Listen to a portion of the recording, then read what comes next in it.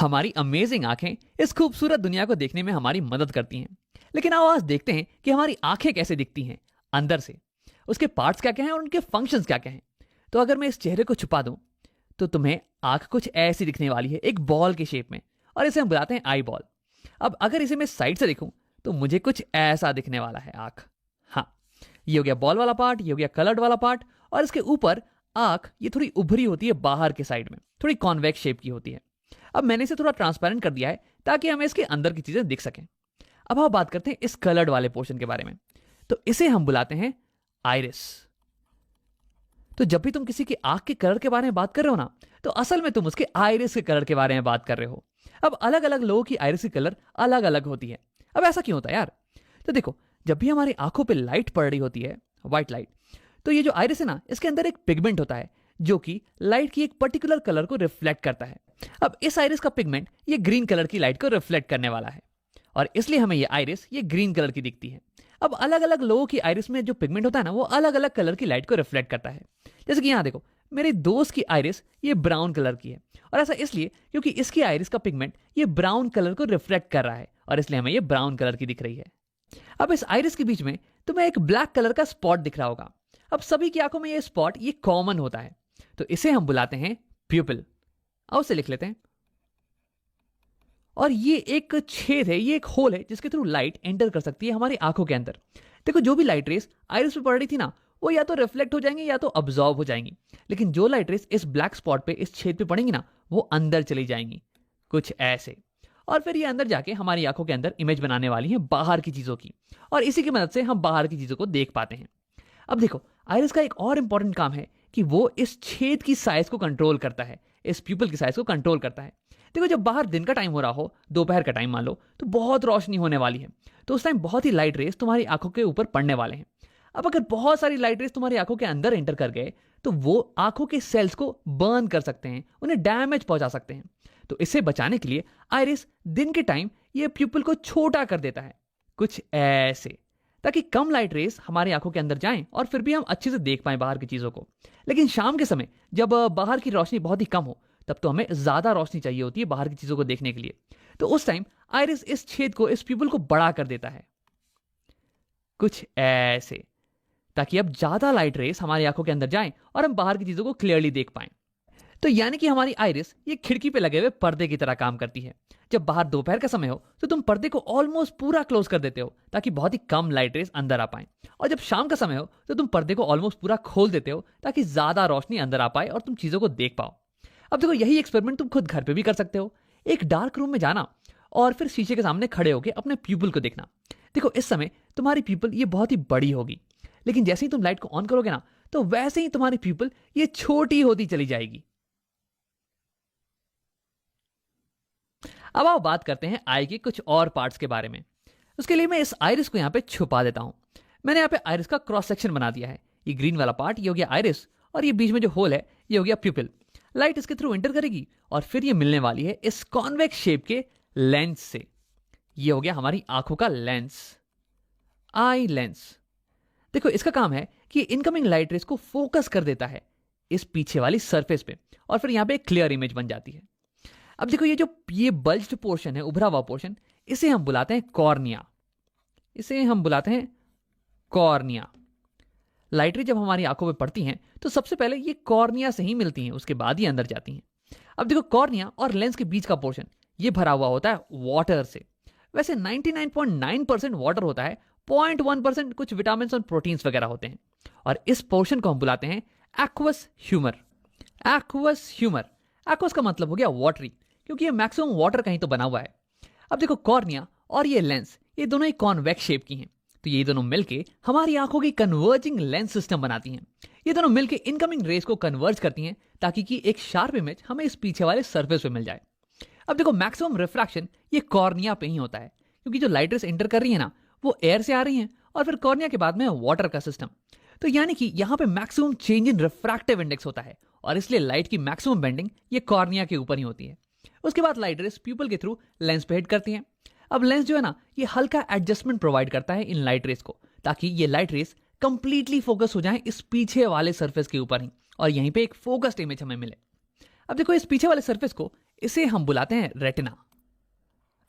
अब अगर इस रेटिना के ऊपर हमें एक फोकस इमेज मिले ना, तो हम उसे क्लियरली देख पाएंगे, उसे क्लियरली रीड कर पाएंगे। लेकिन अगर एक फोकस इमेज नहीं मिल रही है तो हमें बाहर की चीजें धुंधली नजर आने वाली हैं। तो यानी कि रेटिना ये एक स्क्रीन की तरह काम करता है, एक पर्दे की तरह, जिसपे कि इमेज बन सके। अब देखो, तुम ये सोच रहे होगे कि अगर इस पे इमेज बन जाए तो हम इसे कैसे देख पाते हैं। तो ऐसा इसलिए क्योंकि रेटिना जो है ना, ये लाइट सेंसिटिव सेल्स से बना हुआ है। यानी कि उस पे अगर इन सेल्स पे अगर लाइट पड़े तो ये सेल्स एक्टिवेट हो जाते हैं, ये लाइट को फिर इलेक्ट्रिकल सिग्नल्स में कन्वर्ट कर देते हैं। और फिर यहाँ पे क्या होता है, रेटिना पे कुछ नर्व्स होती हैं, ऑप्टिक नर्व्स, जो कि इन सिग्नल्स को, इलेक्ट्रिकल सिग्नल्स को ले जाती हैं हमारे ब्रेन के पास।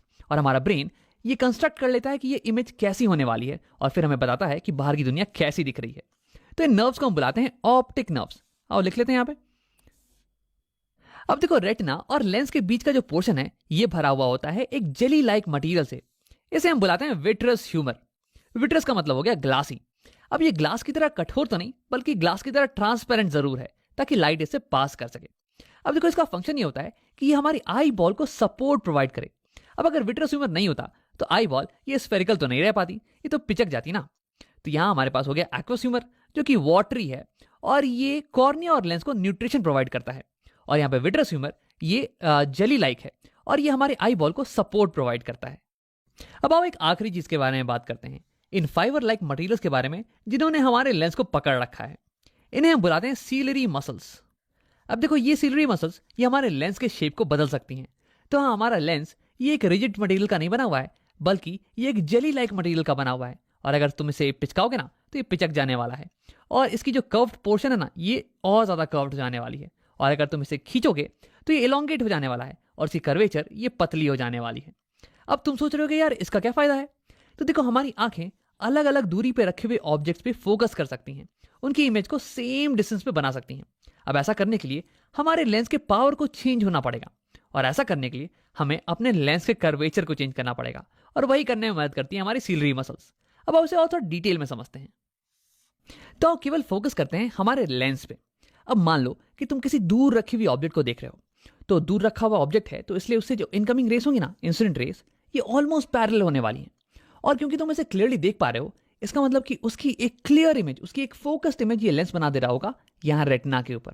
तो यानी कि ये लेंस इनकमिंग पैरेलल रेस को फोकस कर दे रहा है रेटिना के ऊपर, कुछ ऐसे। देखो, ये होगी रे डायग्राम, पैरेलल रेस आ रही हैं और ये लेंस उसे फोकस कर दे रहा है रेटिना के ऊपर।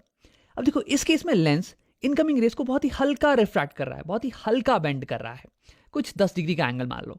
यानी कि इस केस में required power of the lens ये थोड़ी कम होने वाली है। लेकिन अब अगर ऑब्जेक्ट ये तुम्हारी आंखों के पास आ जाए, कहीं यहाँ पे, तो देखो इस केस में जो रेस आ रही होंगी ना तुम्हारी आंखों पे, ये तो डाइवर्जेंट रेस होने वाली है यार, ये तो पैरेलल नहीं होने वाली है।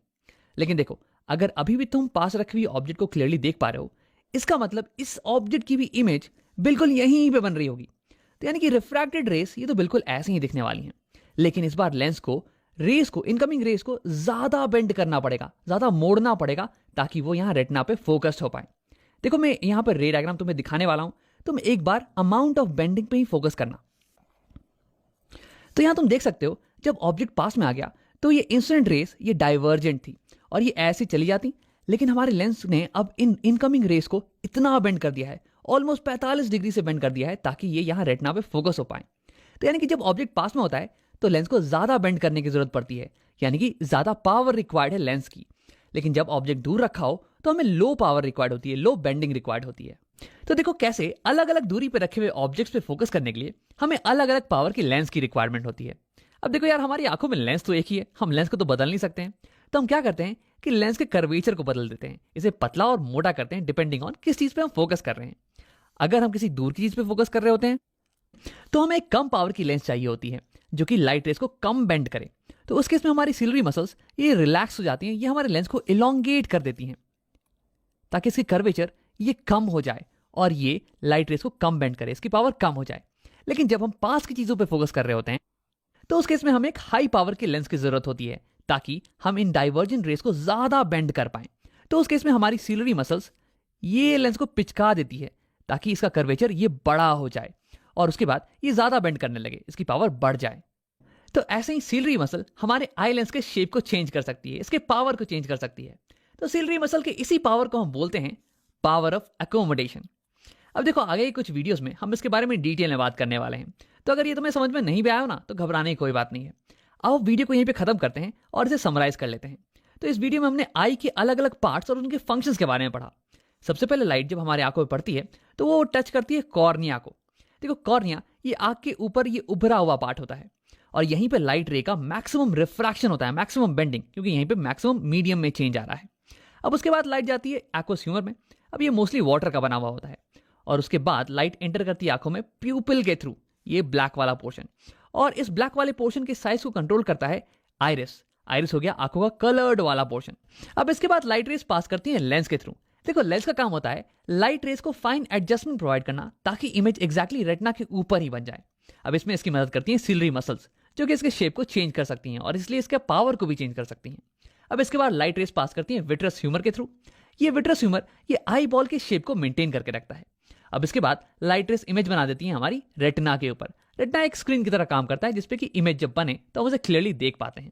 देखो रेटिना बना होता है बहुत ही लाइट सेंसिटिव सेल से जिन्हें हम कहते हैं रॉड्स एंड कोन सेल। जब लाइट इन पे पड़ती है तो ये एक्टिवेट हो जाते हैं और ये लाइट को कन्वर्ट कर देते हैं इलेक्ट्रिकल सिग्नल्स में और ये सिग्नल ऑप्टिकल नर्व्स के थ्रू हमारे ब्रेन तक पहुंच जाते हैं और फिर हम बाहर की दुनिया को देख पाते हैं।